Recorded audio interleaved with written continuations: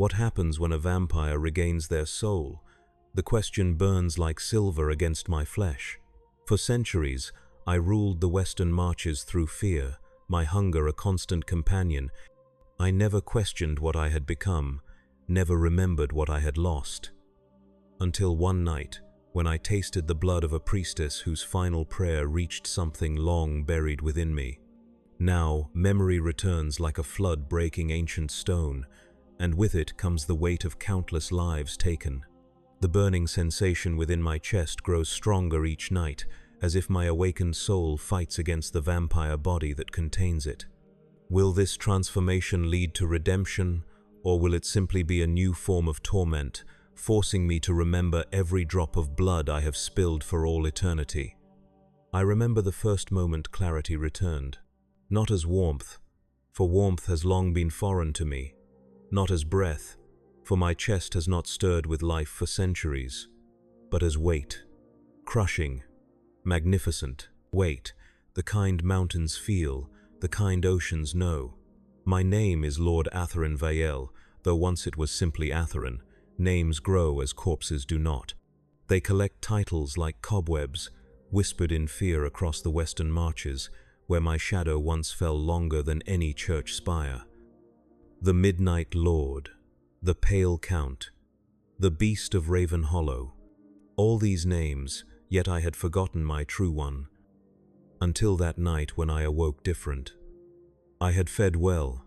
The blood of a young priestess still lingered metallic on my tongue, her devotion to Lathander making the crimson nectar sing with a vitality few mortals possess.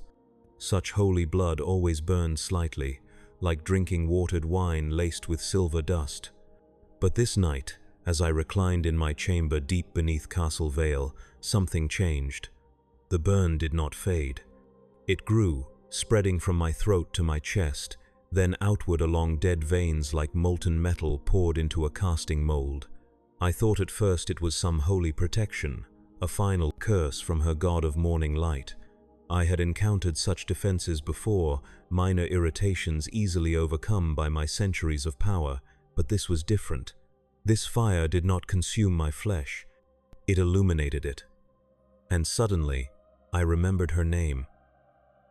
Not simply the priestess or tonight's feeding, but Elora Dawnseeker of the Morning Temple, whose last words were not pleas for mercy but a prayer for my soul. A soul I had not thought of in 400 years, a soul I presumed long devoured by whatever dark power had granted me this endless night. That was merely the first memory. Others followed like a flood breaking through ancient stone. Names, faces, screams. Thousands of them across hundreds of years. Children crying for mothers who would never return. Lovers reaching out as I drained the life from one, forcing the other to watch. Villages put to the torch when they resisted my collectors. The endless, insatiable hunger that had been my only companion, my only purpose. And suddenly, that hunger was gone. In its place, a void filled rapidly with something I had forgotten existed. Conscience. Horror. Shame so profound it would have stopped my heart had it still been beating. I tore through my chambers that night, smashing mirrors I had not needed but kept for vanity, shredding tapestries depicting my conquests. I clawed at my own flesh, hoping that physical pain might distract from the agony within, but my vampire body merely healed, refusing to grant even this small mercy. What happens when a vampire regains their soul? First comes remembrance, then comes madness. For 3 nights I remained locked in my chambers while my servants, bound to me through blood and dark magic, pounded at the doors. Their minds still tethered to mine, they felt echoes of my torment but could not understand its source. On the 4th night, I emerged, not as their master, not as the terror of the western marches, but as something neither vampire nor man, caught between, states of being, belonging nowhere. I walked through my castle, seeing it truly for the first time in centuries. The architecture of fear, spires shaped to pierce the night sky like accusations, gargoyles whose faces I now recognized as victims from my earliest hunts, immortalized in stone by sculptors long dead. everything built to glorify endless hunger, endless taking. My servants parted before me, confusion evident in their pallid faces. The lesser vampires, my children as I had once proudly called them, watched with growing unease. They could sense the change, like predators detecting weakness in one of their own. The connection remained, that dark covenant of blood, but something fundamental had shifted. "My lord," whispered Valessa, my seneschal for 2 centuries, her beauty still evident beneath the deathly pallor. "You have not fed. The hunger must be addressed. The hunger, always the hunger." How simple existence had been when that was all that mattered. When conscience was a dim memory, easily ignored beneath the driving need for blood. Now the thought of feeding brought no desire, only revulsion. "There will be no more feeding," I said, my voice unfamiliar to my own ears. It had lost the commanding resonance that made mortals tremble. "No more collections from the villages, no more hunting." Whispers spread through the gathered undead courtiers. I felt their confusion turn to fear, then to calculation. Vampires respect only power and survival. Already, I could see some measuring the distance to my throat, wondering if my apparent weakness meant opportunity. Catherine, my general and second eldest progeny, stepped forward. Always the ambitious one, always watching for my slightest vulnerability across the centuries. "You are unwell, sire," he said, the concern in his voice belied by the hunger in his eyes. "Perhaps a time of rest is needed. I could oversee the domain in your absence." 400 years ago, I would have seen the betrayal coming. 400 years ago, I would have torn his head from his shoulders before the thought of usurpation fully formed in his mind. Now, I simply nodded. "The domain," I repeated, the word suddenly hollow. "Yes, someone must oversee it." His surprise at my acquiescence quickly turned to suspicion, but before he could speak again, I turned away. "I will be leaving Castle Vale. How long I will be gone, I cannot say." "Leaving?" Valessa's voice carried genuine shock. In all her time serving me, I had never left my territory for more than a fortnight's hunt. "The court of Lord Sangravax convenes at midwinter. You always attend." "Politics of the dead no longer concern me," I said, moving toward the grand staircase that led to the upper levels of the castle, closer to the surface world. "Let Sangravax and his ilk play their games without me." Behind me, the whispers grew louder. Speculation, conspiracy, plans forming and alliances shifting. The inevitable chaos that follows when a tyrant shows. Weakness. I could not bring myself to care. Let them tear each other apart. Let them claim what pieces of my dark kingdom they could hold. I wanted none of it. For the first time in centuries, I climbed toward the light rather than retreating from it. My private chambers in the highest tower had gone unused for generations of mortal men. Dust lay thick upon furnishings selected when I still remembered what comfort meant. Windows, sealed and shuttered long ago, groaned in protest as I forced them open to reveal the night sky. Stars. I had forgotten how they looked from this height, away from the perpetual mists I had conjured to shroud my lands in eternal twilight. Their cold fire reminded me of another life. A mortal man who once navigated by those same stars, a soldier returning home from war, eager to see his young wife's face. That man died long before I rose from my first grave. I could scarcely remember his features now, though we once shared them. Centuries as a vampire had, sculpted my face into something else, something predatory, something beautiful in the way venomous serpents are beautiful, terrible and perfect, made to enthrall victims long enough to strike. I watched the stars wheel overhead until the horizon threatened to brighten. For the first time since my transformation, I felt no instinctive dread of the coming dawn. Part of me wondered if I should simply wait, let the sun find me, and end this tormented existence. But as the first hint of pale light touched the distant hills, I felt it again. The burning clarity, the soul straining against my vampiric form, and I knew then that no release would come so easily. This curse, or miracle, that had awakened my soul within this undead shell would not let me find peace in final death. Not yet. Not until I understood why this had happened. Not until I had answered for what I had done. I gathered a few necessities, an ancient sword that had hung unused on my wall, forged in my mortal days, a cloak to shield me from the sun. Gold and gemstones enough to buy cooperation where my faded charisma could not command it. No servants, no blood vials, nothing that would remind me of what I had been.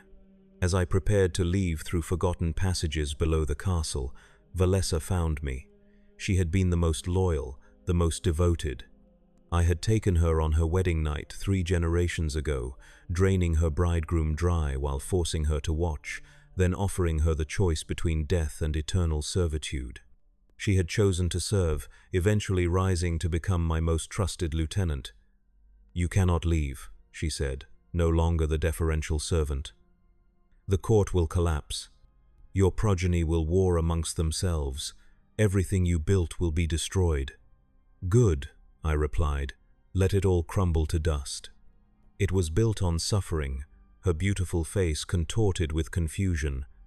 "Since when has suffering concerned you, my lord?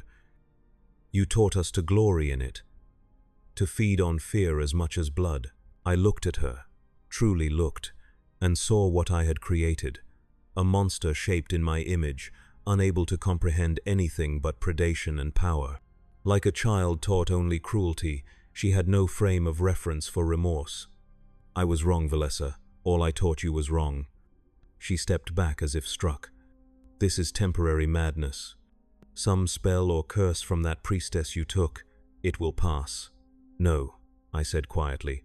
"This clarity is the truest thing I have known in 4 centuries. The madness was everything that came before." She hissed then, fangs extending in anger or fear. "Where will you go? What will you do? You are vampire. You cannot change your nature." I had no answer that she could understand. I simply turned and walked away, following the dank passage that would lead me beyond the castle walls before sunrise forced me to seek shelter. Her voice followed me, echoing off stone walls.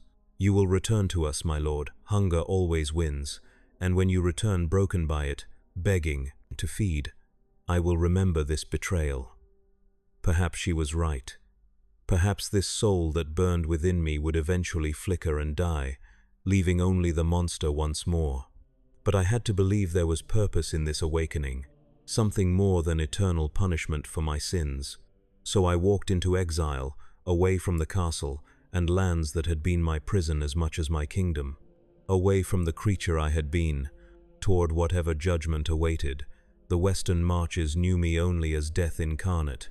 Now I would walk among the living as neither fully dead nor truly alive, carrying the weight of every life I had taken, seeking something I had no right to ask for, no reason to expect: forgiveness.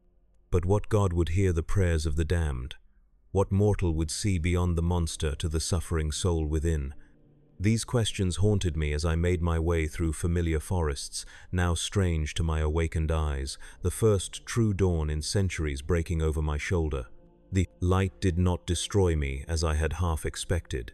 Instead, it burned like truth upon my skin, painful, purifying, but not obliterating. I would learn to endure it. This new existence caught between night and day, between the grave and life, between damnation and the faint, impossible hope of redemption. For I was Atherin Vile, who had died and risen and now lived again in the worst possible way. Fully conscious of his monstrosity, fully aware of his sins, and the weight of my soul grew heavier with each step away from darkness. The first village I encountered had once been under my protection. Protection, such a perverse word for what I had offered. Like a shepherd protecting his flock, only to lead them to slaughter when winter grows harsh. They had paid their blood tithe monthly. 10 victims, selected by lottery, delivered to my castle gates. In exchange, I kept other predators away. Other vampires, werewolf packs, mortal bandits, all forbidden to hunt in my territory without permission.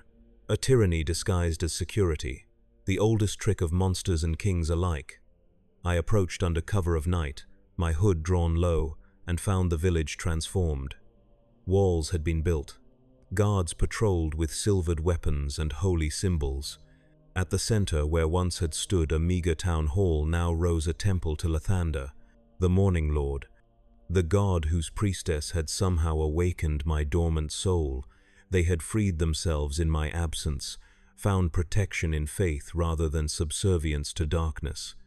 This should have gladdened my awakened heart. Yet I felt a strange hollowness. They had no need of my atonement. They had saved themselves. At the village tavern, I kept to shadows from habit rather than necessity, listening to conversations around me. It had been only 3 months since I walked away from Castle Vile, yet already the stories had spread. Lord Vile had vanished. His court was in disarray. Lesser vampires fought over the scraps of his domain, while villages formerly under his protection declared independence or sought alliance with neighboring powers. "Good riddance to the Midnight Lord," declared an old farmer, raising his tankard in a toast that many joined. "May he never return to darken our doors again." "They say his own kind destroyed him," added a merchant. "Some power struggle among the bloodsuckers." "I heard he was taken by demon princes," countered a guardsman, "dragged down to the abyss to pay for breaking some unholy pact."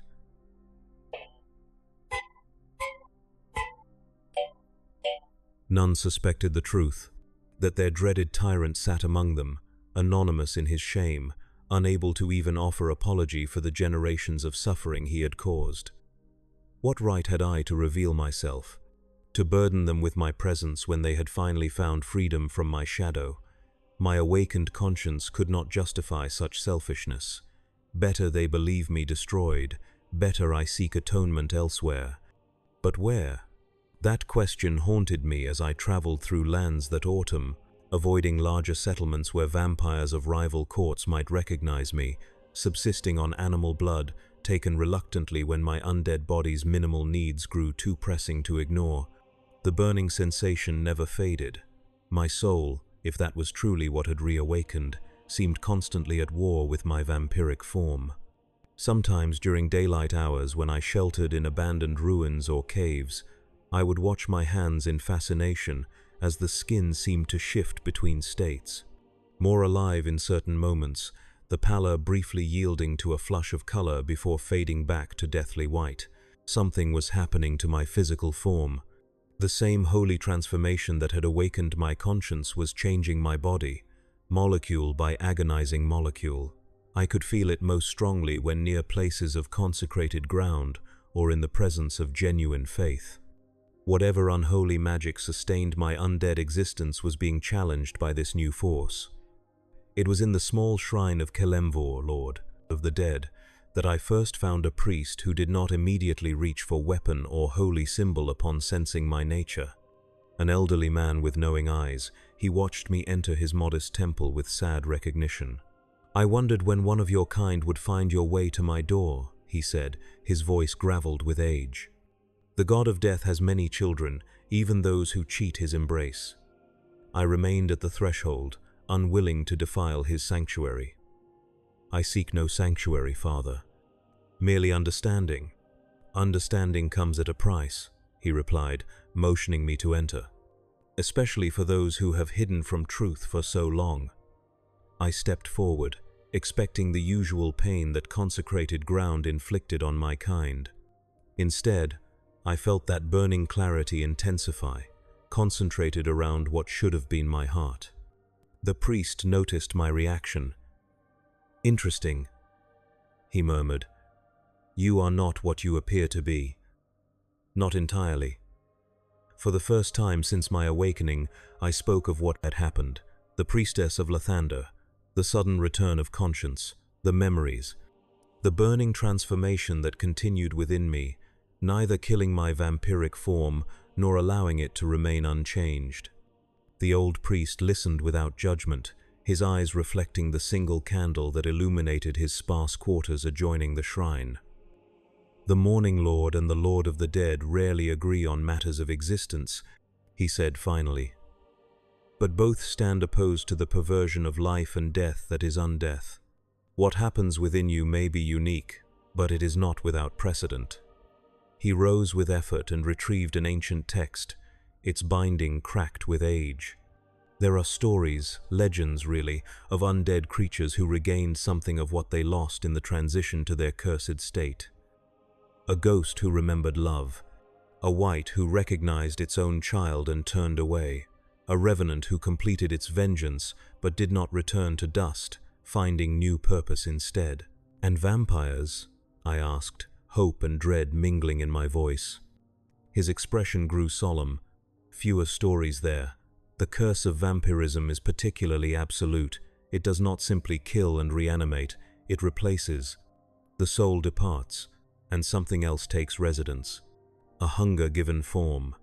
But if what you say is true, if your soul has somehow returned to a body that had learned to exist without it. He trailed off, turning pages with gnarled fingers until he found what he sought.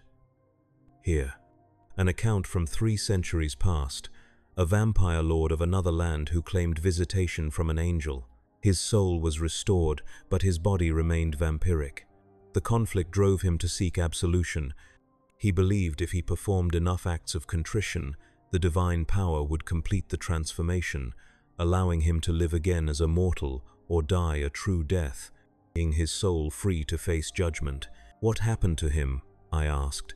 The priest closed the book. The account ends with his quest for the tears of a solar, said to have the power to cleanse any corruption. Whether he succeeded, none can say.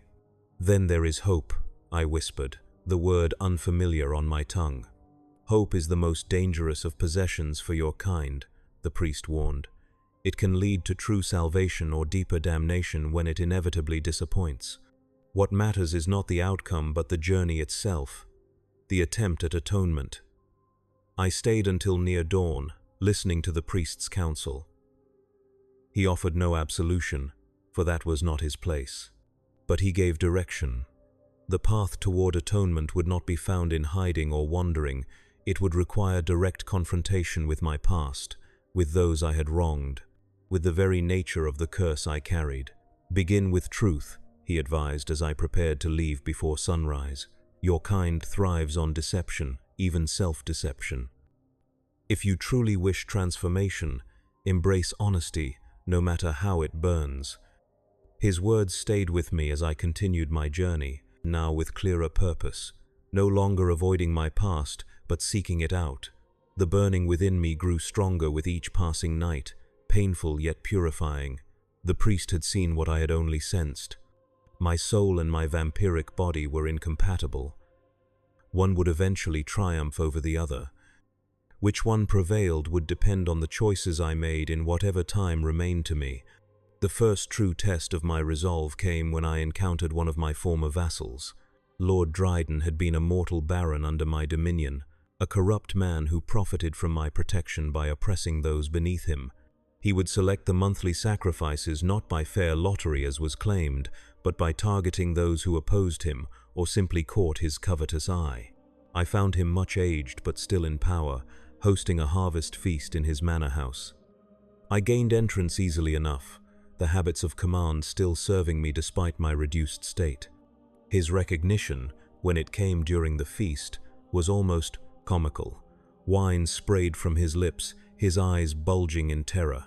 Lord Vile, he stammered, rising so quickly his chair toppled backward. We thought, they said, that I was destroyed. I finished for him, aware that all eyes in the banquet hall had turned to us. So I have heard. Guards moved to surround him, though their hands trembled on their weapons. My reputation still held power, it seemed. Stay back, Dryden ordered them, his voice cracking. This is Lord Vael of the Western Marches, our protector of old. I could smell his fear, sharp and sour beneath the cloying scent of too much perfume. Once, that fear would have been intoxicating. Now it simply saddened me. I have not come to reclaim anything, I assured him and the nervous assembly, merely to speak truth before witnesses. And so I did. I confessed openly to being the monster they had feared for generations. I detailed the arrangement of blood sacrifice that had kept my domain compliant. I exposed Dryden's manipulation of the selection process, naming from memory those he had sent to their deaths to consolidate his own power. The hall erupted in shouts, accusations, weeping from those whose loved ones had been taken under the pretense of random selection. Dryden's denials grew increasingly desperate until they gave way to pleas for mercy as his own people turned against him. I did not stay to witness his fate. Justice or vengeance, either way it was not mine to deliver. I had spoken truth. That alone had power I had never recognized in my centuries of deception and manipulation. As I departed that night, the burning in my chest flared so intensely I fell to my knees at the edge of the village. Something was changing within me. The transformation, accelerating. I felt a flutter where my heart had been still for centuries, a single beat that sent a shockwave of pain through my entire form. Then stillness again, but different somehow, as if something had shifted irrevocably. In a crude looking-glass pulled from my travel pack, I examined my face in the moonlight. The predatory beauty was fading. Lines had appeared where none had been before, not wrinkles of age, but markers of humanity, of emotion, of life. The soul within was changing my vampiric body, not destroying it, but transforming it into something neither fully living nor conventionally undead. The question remained whether the process would complete before my former court found me, before the conflicts tearing apart my soul and body reached some breaking point. I continued my journey of truth-telling and restitution. Where possible, I made amends directly. Gold and jewels accumulated over centuries went to survivors of villages I had terrorized. Where my crimes were too old for direct compensation, I established shrines or funded orphanages in anonymous penance. But such material gestures felt hollow against the weight of my sins. The priest of Kelemvor had been right. True atonement would require more. A confrontation with the essence of what I had become, with the source of vampirism itself. All vampires ultimately trace their lineage to one progenitor. I had never concerned myself with such genealogy before, content in my power without questioning its origin. Now I needed to understand, to trace the curse to its source, and perhaps find there a key to my unique condition. The journey took me far from the western marches, across storm-racked seas, and into lands I had never walked even in my extensive undead lifetime. Following rumors, legends, and occasional guidance from those rare scholars of the undead who did not immediately try to destroy me upon learning my nature. The burning transformation continued within me. My appearance grew increasingly human, though certain vampiric traits remained. I could no longer charm mortals with a glance, but neither did I appear fully alive. My heart would beat once, perhaps twice in a night, each time bringing excruciating pain and subtle changes. I required less blood. Sunlight caused discomfort rather than destruction. I was becoming something unprecedented, neither vampire nor human. Perhaps, I dared to think, something better than either. But my past was not so easily outrun. 6 months into my journey of atonement, they found me. Kethran had assumed leadership of my former court, as I had expected. What I had not anticipated was his determination to hunt me down. Not out of loyalty or desire for my return, but fear. Fear that I might someday reclaim what he had taken. They cornered me in a mountain temple dedicated to forgotten gods, 3 of my former children led by Kethran himself. All had grown stronger in my absence, feeding gluttonously on the chaos left in my wake. All watched me with the cold calculation of predators assessing wounded prey. The mighty Lord Vale, Kethran mocked, circling me in the moonlit temple ruins. Look how far you have fallen. We sensed the change in you even before you fled. Weakening of the blood bond. The diminishment of your power. I did not bother denying it. The change you sense is advancement, not regression. I am becoming something you cannot understand because you remain trapped as I once was. Valessa was among them, her expression conflicted where the others showed only predatory anticipation. We waited for your return, my lord. We kept faith that the madness would pass. It was never madness, Valessa. It was awakening. Kethran snarled, patience exhausted. Enough philosophy. You abandoned your court, your territory, your responsibilities to those you sired. The sentence for such dereliction has always been final death. They attacked as one, with the coordination of hunters long accustomed to working together. Once, I would have been more than their match, even against 3 such powerful vampires. Now, in my transitional state, I found myself desperately outmatched. Fangs tore at my flesh. Claws rent my simple traveling clothes. I fought, with the ancient sword I had carried from Castle Vile, managing to wound but not destroy. They were too strong, too fast, too hungry for my destruction. As Kethran pinned me against a fallen pillar, his fangs aimed for my throat to tear it out completely, I felt it again. The burning transformation within, stronger than ever before. My heart gave a sudden, powerful beat, then another in quick succession. Not the isolated pulses I had experienced before, but a rhythm, faint but growing stronger. Light burst from within me, not metaphorical but literal radiance streaming from my eyes, my mouth, from beneath my skin, along the pathways of veins long dormant. The attacking vampires recoiled, hissing in pain and confusion. "What is this trickery?" Kethran demanded, his flesh smoking where the light had touched him. I felt power returning, but entirely different from my vampiric abilities. This was not the strength of undeath, but something purer. The full awakening of my soul, burning away, the last remnants of the curse that had held it captive. "No trickery," I managed to say, my voice resonating with harmonics I had never possessed. "Truth, at last." The light grew blinding even to my eyes. I heard the vampires retreat with inhuman shrieks of pain and rage. Felt the stone beneath me crack with the pressure of energies too powerful to contain. My body was transforming completely now, the process accelerated by the desperation of the moment. When the light finally faded and my awareness returned, I found myself alone in the ruined temple. My attackers had fled or been destroyed. I could not be certain which, but I was changed utterly. My heart beat steadily in my chest. Air moved in and out of my lungs, not from habit but necessity. When I pressed a hand to my wrist, I felt the flutter of a pulse. Warmth radiated from my skin. I was alive, truly alive. Human once more, though marked forever by my centuries of undeath. My hair remained the stark white it had turned upon. My first transformation, my eyes, when I glimpsed them in a pool of rainwater, still held an unnatural luminescence. But I lived. The transformation was not without cost. I felt suddenly, acutely aware of my mortality. Hunger no longer supernatural but still insistent. Fatigue, cold, the weight of a body now subject to time's relentless forward march. And something else. A presence within me that was both myself and something greater. The soul that had fought its way back had not returned unchanged. It had been touched by divine power, marked by purpose. As dawn broke over the mountains, I stood in sunlight for the first time in 4 centuries without pain. Tears of red, the last remnants of vampiric blood in my system, traced down my cheeks. I was free of the curse, yet bound by a new obligation, for I understood now why this miracle had been granted to me.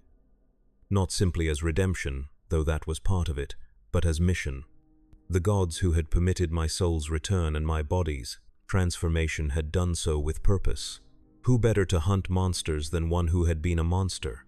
Who better understood the workings of undeath than one who had experienced both its power and its hollow emptiness? Who could better offer hope to the damned than one who had found salvation? I knelt in that first true sunlight, feeling its warmth as blessing rather than bane, and spoke my first genuine prayer since mortal days. I accept this charge, this gift and burden both. Let my remaining days, however many or few, serve as witness that even the darkest soul may find light again. No divine voice answered, but I needed none. The path forward was clear. I would return to the Western Marches not as conqueror or tyrant, but as hunter, as protector in truth rather than pretense. I would face those I had once ruled and offer them my service, not my domination. Some would reject me. Many would try to destroy me, seeing only the monster I had been. That was their right. I would prove to myself through actions, not words or expectations of forgiveness. And there was Valessa and the others to consider. My former court, now scattered and leaderless with Catherine's disappearance. Some could perhaps be reached as I had been, shown that alternative to eternal predation. Others would need to be destroyed to protect the innocent. The weight of my soul had not diminished with transformation. If anything, it had grown heavier with responsibility. But it was a weight I now welcomed. The burden of the living, of choice and consequence fully embraced. I gathered my meager possessions and began the long journey back to where it had all begun. To Castle Vale, no longer as its lord, but as its reckoning. To the western marches, no longer as its devourer, but as its defender. For I was Atherin Vael, once vampire lord, now something unprecedented, a soul reclaimed from darkness, a life rebuilt from death's very foundation. And with each heartbeat, with each breath drawn into long dormant lungs, I silently thanked that priestess of Lathander, whose final prayer had somehow reached through centuries of darkness to ignite the faintest spark of light. A light that now burned steady within me, guiding my path home, not to rule, but to serve. The journey back to the western marches tested my newly mortal form in ways I had forgotten were possible. Hunger that demanded ordinary food rather than blood. Exhaustion that required genuine sleep rather than death-like torpor. Cold that bit through inadequate clothing, reminding me that I was now subject to all of nature's whims. Yet each discomfort came with unexpected joy. The taste of bread and wine after centuries of a single sustenance. The peaceful surrender to dreams rather than nightmare memories during rest. The simple pleasure of sitting beside a campfire for warmth, watching flames dance without fearing their purifying touch. I aged during that journey, not dramatically, but noticeably. Lines deepened around my eyes, my movements, while still graceful by human standards, lost the supernatural precision of vampiric motion. I was subject to time once more, its steady current carrying me forward toward an end I could now perceive on the horizon. This awareness of finitude sharpened every experience, made each moment precious in ways my endless undead existence never had. Urgency replaced the languorous patience of immortality. I had amends to make, work to complete, and, unlike before, limited time in which to accomplish it. When I finally stood once more before Castle Vale, almost a year after my departure, I hardly recognized it. The once imposing fortress had fallen into disrepair. The dark enchantments that had maintained its fearsome appearance had faded without my presence to sustain them, revealing the ancient stone beneath illusions of grandeur.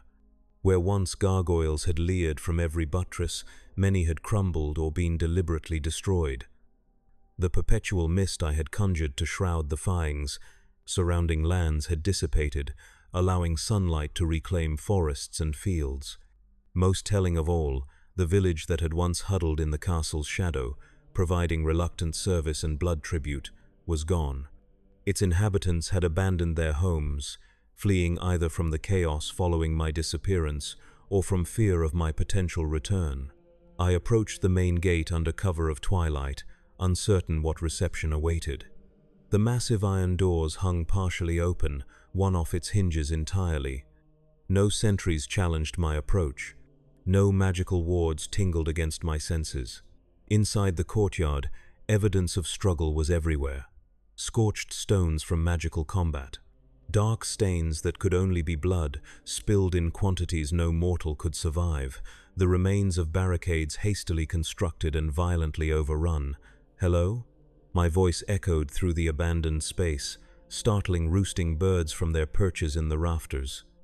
"Is anyone here?" Only silence answered, at first. Then, a shuffling sound from the shadows of a side passage. A figure emerged, hunched and wary, then froze upon seeing me. "Master?" The voice was ragged, disbelieving. "Lord Vael?" I recognized him only by his voice. Matthias had been my chronicler, a Dampier half-vampire who had served me for over a century, recording the history of my domain. Now he was gaunt to the point of emaciation, his scholarly robes hanging in tatters from his frame. "Matthias," I acknowledged, keeping my distance to avoid frightening him further. "What happened here?" He approached cautiously, his eyes wide with disbelief as he studied my transformed appearance. "You live," he whispered. "Truly live. The rumors were true." "What rumors?" "That you had been changed, reborn somehow." The court refused to believe it, called it peasant superstition. "But He hesitated. "I found accounts in the ancient texts, precedents, theoretical possibilities." "Tell me what happened after I left," I prompted, gently. His story confirmed what I had feared. Following my departure, the court had devolved into vicious power struggles. Kethran had initially claimed dominance, but his leadership was constantly challenged. Without the fear I had instilled through centuries of calculated cruelty, the lesser vampires grew bold, forming factions and alliances that shifted nightly. The villages under my protection had initially continued their blood tribute out of habit and fear, but as the vampiric infighting intensified, many communities had risen up, refusing to sacrifice their own any longer. Some had been brutally punished. Others had successfully driven the weakened vampires away with newfound courage and the help of adventurers drawn to the region by rumors of opportunity. "Where are the others now?" I asked. "Valessa? The remaining court members?" Matthias shook his head. "Scattered, destroyed. When Kethran did not return from hunting you, the final battle for succession destroyed most of the court. Those who survived fled to establish their own small territories or seek sanctuary with other vampire lords. I remained only because I had nowhere else to go. My mortal blood makes me unwelcome among full vampires, yet my condition prevents me from rejoining human society." I felt responsible for his plight as for so much else. "And Valessa?" A look of uncertainty crossed his features. "She vanished after Kethran's hunting party failed to return. Some say she seeks you still, either for vengeance or reunion. Others believe she has established a new court far to the east, modeled after your own but with less cruelty. I cannot say which stories hold truth." I nodded, accepting that some questions would remain unanswered. "The castle is abandoned then? None remain but you?" "There are others," he admitted reluctantly. "Not vampires, but their victims. Those who were partially turned or bloodbound and then abandoned when their masters fled or were destroyed. They hide in the lower levels, feral and confused, neither living nor properly undead. I try to help them when I can, but—" He gestured to his own weakened state.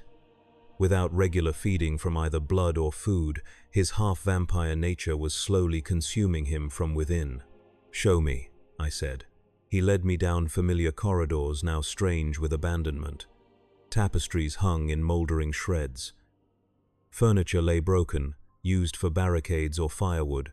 The grand spaces where I had held court, hosting dark revels and political machinations among the undead aristocracy, were now silent and empty. In the lowest dungeons, we found them, 24 souls in various states between humanity and vampirism. Some were blood thralls, mortals addicted to vampire blood through repeated feeding but not yet transformed. Others were failed turnings, the process of undeath begun but never completed properly, leaving them in perpetual, agonizing transition. They cowered from my presence, recognizing something of what I had been, even in my transformed state. Their suffering was a direct result of my actions, my court, my centuries of treating mortal lives as commodities. "Can they be helped?" I asked Matthias, who had remained beside me despite his obvious exhaustion. "Perhaps. I have researched but found no clear answers. The Temple of Lathander in Avangard might know more. They have been accepting refugees from your former domain, helping those affected by vampiric corruption." The mention of Lathander sent a pulse of recognition through me, the same deity whose priestess had somehow triggered my transformation, perhaps not coincidence but divine orchestration. "Then we will go to Avangard," I decided. all who wish to seek healing. But first, I turned to face the ruined castle that had been my fortress and prison for centuries. In its current state, it posed little threat, yet it remained a monument to suffering, a symbol of terror that had dominated the region for too long. "This place must not stand," I said. "Not as it is, not with the history it contains." Over the next 3 days, I worked alongside Matthias to prepare the castle's inhabitants for travel. Those too weak were carried on makeshift stretchers, those strong enough helped others. We gathered what supplies remained usable, emptied the castle's forgotten treasury to fund our journey and the healing that would be needed. On the final night, as the last of our strange procession departed the castle grounds, I returned to the heart of the fortress alone. To my former chambers where transformation had first begun, the room remained largely as I had left it in my initial madness, mirrors shattered, furnishings destroyed in that first terrible awakening to conscience.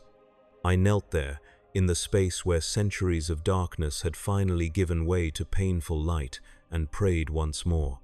Not for forgiveness, I had no right to ask for that, but for completion, for the strength to finish what had begun that night when a dying priestess had somehow reached my buried soul.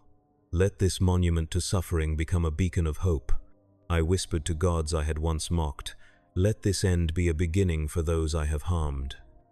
From the pouch at my belt, I withdrew a small object, the last remnant of my former power, a bloodstone amulet that had helped focus my vampiric abilities, allowing me to maintain the dark enchantments that had made Castle Vile a place of living nightmare. I had kept it, not out of sentiment or desire to reclaim power, but because such artifacts were dangerous in the wrong hands. Now I placed it in the center of the chamber and stood back.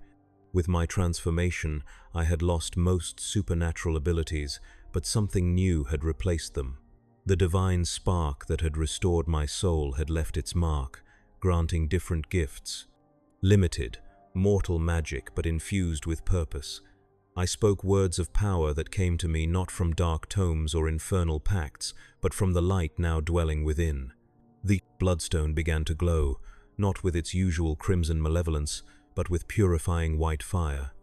The flames spread, following channels of dark energy that had permeated the castle for centuries, tracing the architecture of fear I had so carefully constructed. As I hurried from the castle, the white fire spread faster, consuming not physical matter, but the accumulated psychic residue of terror and suffering. Centuries of dark magic began to unravel, the enchantments sustaining the fortress's corrupt nature reversing themselves in a cascade of purifying energy. I rejoined the refugees at a safe distance, all of us watching as Castle Vile was consumed not in destructive flame, but transformative light. Stone did not crumble but was cleansed, dark stains of blood and worse things burned away by holy fire that destroyed corruption while preserving structure.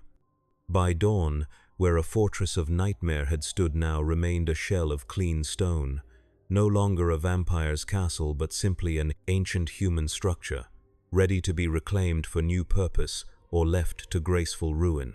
The land itself seemed to breathe easier, as if a weight had been lifted from the very soil. "What now, Master? What now?" Matthias asked, still falling into old habits of deference despite everything that had changed. "Not Master," I corrected gently. "Never that again. My name is Atharin." "Atharin, then," he amended. "What will you do now?" I looked at the strange procession we led. The victims of my former existence, each carrying their own burden of trauma and transformation, each deserving better than what my reign had given them. First we go to Avangard, to the Temple of Lathander. We seek healing for all who need it. I turned to face him directly. "And then, for those who wish it, we hunt." "Hunt?" he echoed, confusion evident. "Vampires," I clarified. "Those of my former court who escaped to establish new territories. Those who would repeat the cycle of predation and suffering. We hunt them not from hatred or vengeance, but from understanding, from compassion for their potential victims. You would destroy your own kind? They are not my kind, not anymore. And perhaps destruction is not the only answer. I thought of my own transformation, unprecedented but not, apparently, impossible. Perhaps some can be reached as I was, offered choice rather than oblivion. Understanding dawned in his eyes, a new purpose. Yes, not redemption, for some sins cannot be fully redeemed, but restitution, service in place of dominion, protection freely given rather than coerced through fear. As we began our journey toward avant-garde, the rising sun at our backs illuminated the path ahead. I felt its warmth as blessing now, a reminder of the limited, precious time granted to me. This second chance at life would end, as all mortal existence must. But before that end came, there was purpose to fulfill, amends to make, a legacy of darkness to undo through whatever light I could now offer. For I was Atharin Vael, once Lord of the Night, now Servant of Dawn, once Taker of Life, now its Defender. The weight of my soul remained heavy with the memory of centuries of evil, yet for the first time, that weight felt not like punishment but like purpose. What happens when a vampire regains their soul? Everything changes, not just for them, but for all whose lives they touch thereafter. The story does not end with transformation, but truly begins there, writing itself anew with each choice, each act of service, each step toward a horizon now visible but still distant. A horizon I would walk toward with open eyes and beating heart for as long as grace allowed.